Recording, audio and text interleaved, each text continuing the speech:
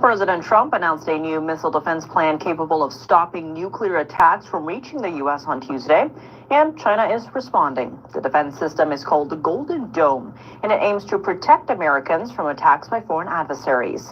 This unprecedented project comes amid warnings that China is developing new missiles to threaten the continental U.S. Ronald Reagan wanted it many years ago, but they didn't have the technology. But it's something we're going to have. We're going to have it at the highest level. The Chinese Foreign Ministry quickly responded, claiming the dome carries offensive implications versus defensive ones. A spokeswoman also claimed the dome would violate the Outer Space Treaty. The multilateral agreement outlines rules for governing the peaceful exploration and use of space. Trump's goal is to launch the defense system by 2029. He says the project will cost around $175 billion. Critics have pointed to the Golden Dome's price tag, questioning it as a good use of government funds. Despite that, President Trump went ahead and assigned Vice Chief of Space Operations at the U.S. Space Force, Michael Gutlein, with leading the project. Gutlein spoke on possible foreign threats the U.S. could be dealing with. Take a look. Our adversaries have been quickly modernizing their nuclear forces, building out ballistic missiles capable of hosting multiple warheads, building out hypersonic missiles capable of attacking the United States within an hour and traveling at 6,000 miles an hour, building cruise missiles that can navigate around our radar and our defenses, and building submarines that can sneak up on our shores, and worse yet, building space weapons. China and Russia have started working together in space with plans to launch satellites and possibly even nuclear weapons into orbit. The Golden Dome is part of a broader push to strengthen U.S. defenses against these advanced threats. That includes ballistic and hypersonic missiles, as well as other next-generation aerial weapons.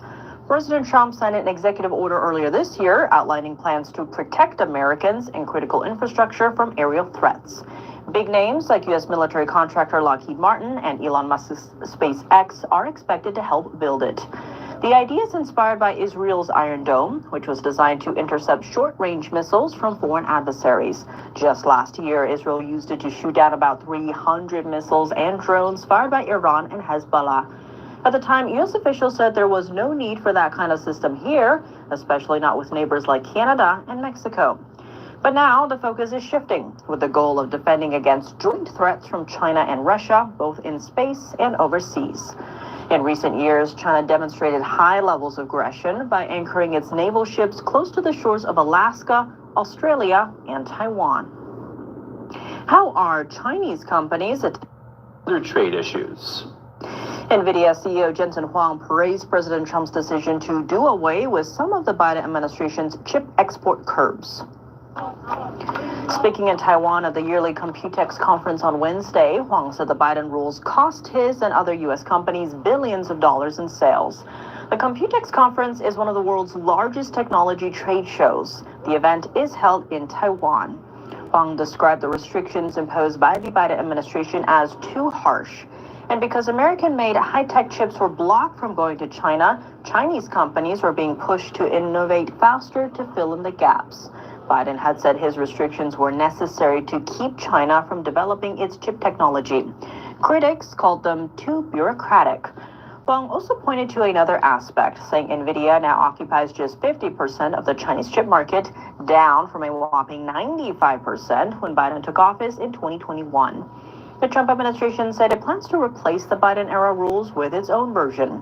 That's as Washington works to block American know-how from getting exported to adversaries, especially given concerns that the U.S. tech could aid the Chinese regime's military development.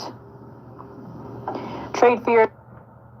For people over 50 who didn't invest 20 years ago, I beg you, don't waste your time on random side hustles made for 20-year-olds.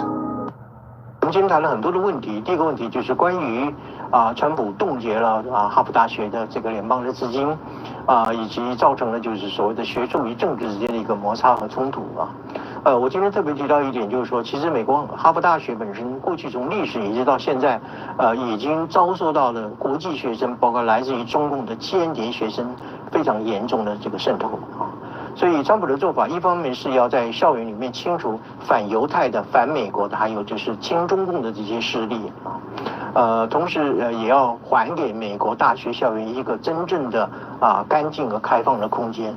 而不是被一些所谓的伊斯兰极端分子，来自于亲共的舔共分子所占据，然后不断在攻击美国。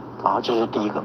第二个话，就台海的这个情况，在目前这个时候，有许多的国家的研究本身都已经证明，中共随时有这种无预警的发动，由演习为掩护而转战成为真实对台湾的攻击的能力。所以我这里要特别提到，就是说是我们一定要有非常高度的危机的意识甚至我们可能要考虑全民皆兵、全岛备战的这样的状态我们还谈到了"一带一路"，总结了一句话，它就是人类灾难共同体的来临。对于许多落后的国家来讲，不仅是面临到债务的陷阱，实际上它已经面临到债务的海啸的来临。今年就是他们还债的高峰期。对于这些落后国家来讲，它根本无力还债，甚至它可能会造成经济的崩溃和国家的失败。